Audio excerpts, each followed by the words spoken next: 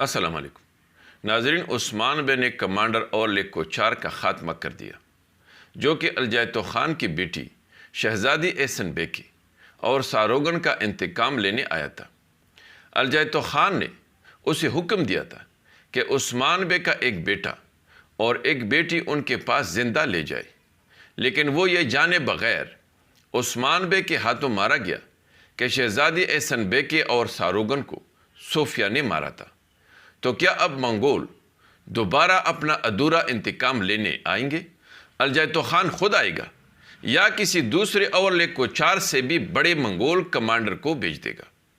اس پر بات کریں گے۔ اس کے علاوہ صوفیہ نے بھی منگولوں کے خلاف عثمان بے کے ساتھ معاہدہ کیا تھا، کیونکہ وہ منگولوں کا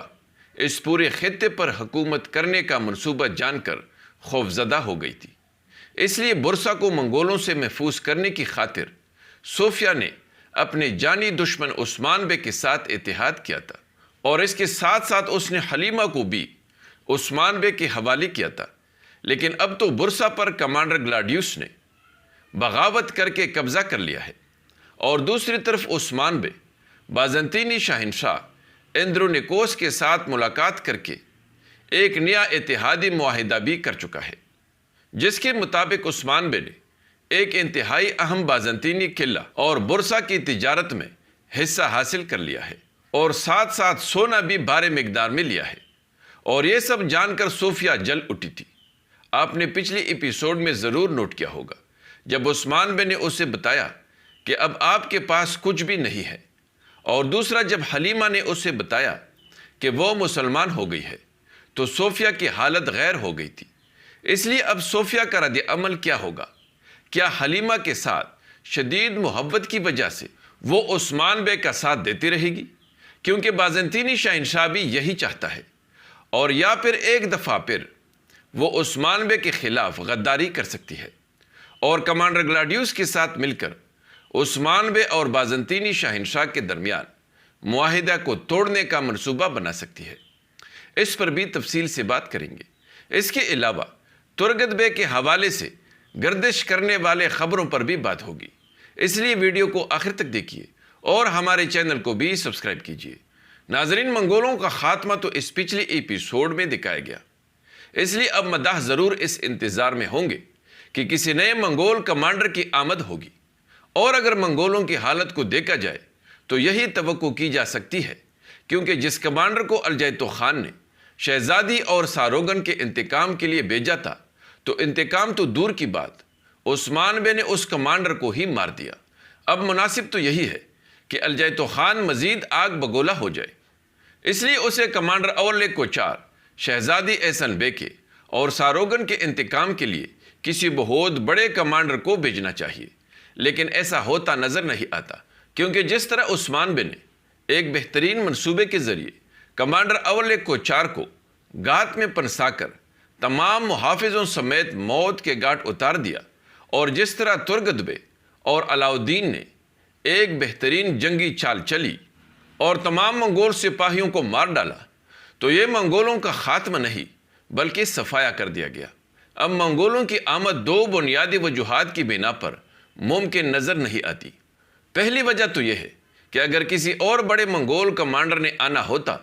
تو ایک تو تمام منگول سپاہیوں کا خاتمہ نہیں دکھایا جاتا، اور دوسرا صرف اورلیک کوچار کو گات میں پنسا کر مار دیا جاتا اور اس کے نائب کو زندہ رکھا جاتا، تاکہ وہ آنے والے منگول کمانڈر کے ماتحت اورلیک کوچار شہزادی احسن بیگی اور ساروگن کے انتقام کے لیے کام کرتا۔ لیکن ایسا نہیں کیا گیا، بلکہ تمام موجود منگولوں کی وجود کو ہی مٹا دیا گیا۔ اس لیے منگولوں کی انٹری اس سیزن میں مشکل لگتی ہے، اور دوسری وجہ یہ ہے کہ سیزن کے صرف 3 یا 4 ایپیسوڈ رہتے ہیں، تو صرف 3 ایپیسوڈز کے لیے کسی بڑے اداکار کو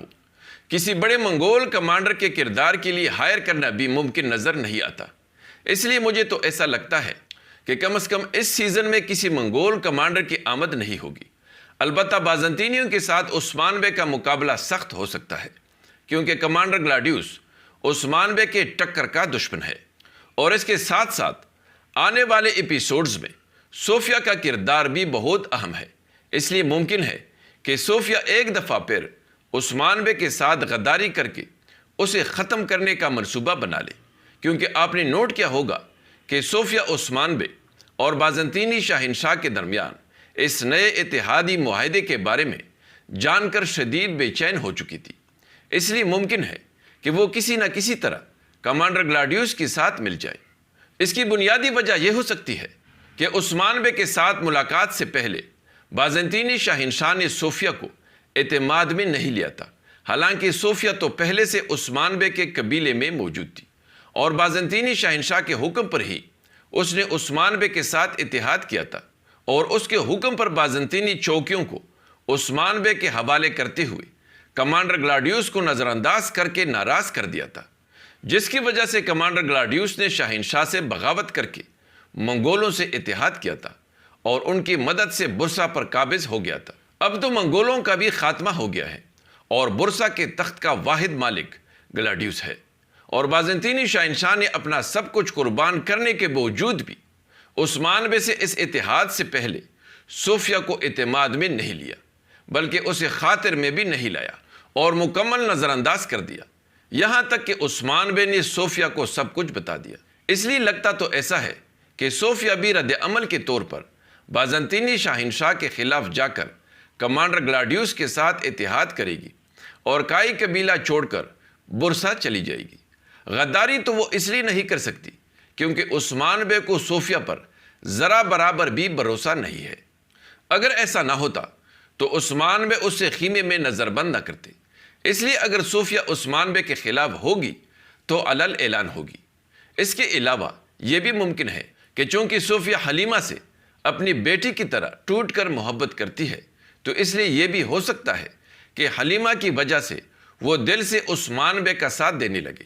اور اسلام کی طرف راغب ہو کر مسلمان ہو جائے، کیونکہ آپ نے نوٹ کیا ہوگا کہ تاریخ میں اکثر مسلمانوں کے شدید جانی دشمن اسلام کے بارے میں حقیقت جان کر مسلمان ہوتے آئے ہیں۔ ارطغرل غازی کے دور میں بھی ایسا ہوا ہے، اور جرکتائی کی صورت میں زندہ مثال اب بھی موجود ہے۔ تو اس بات کا بھی امکان ہے کہ صوفیہ بھی ایسا کر سکتی ہے، اور شاید کمانڈر گلاڈیوس کے ہاتھوں ہی صوفیہ کا خاتمہ دکھایا جائے۔ لیکن ناظرین، اس بات کا امکان کم ہے، البتہ ناممکن نہیں ہے۔ لیکن چونکہ صوفیہ نے دشمن کی حیثیت سے منفی کردار بڑے پروفیشنل طریقے سے نبھایا ہے، اور یہی کردار ہی اس کی شہرت کا سبب بھی بنا ہے، اس لیے امکان ہے کہ اس سیزن کے آخر تک صوفیہ کا کردار منفی ہی رہے گا، اور گلاڈیوس کے ساتھ اتحاد کر کے ایک دفعہ پھر دشمن کی حیثیت سے ہی صوفیہ کا خاتمہ عثمان بے یا بالا خاتون کے ہاتھوں دکھایا جائے۔ اس کے علاوہ ناظرین،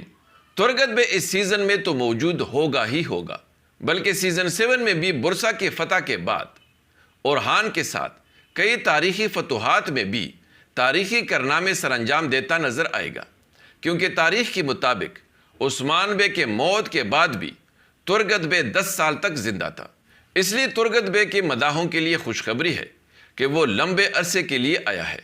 ناظرین، امید ہے کہ آپ کو ہماری یہ ویڈیو ضرور پسند آئی ہوگی، اس لیے لائک ضرور کیجیے۔ اگلی ملاقات تک خدا حافظ۔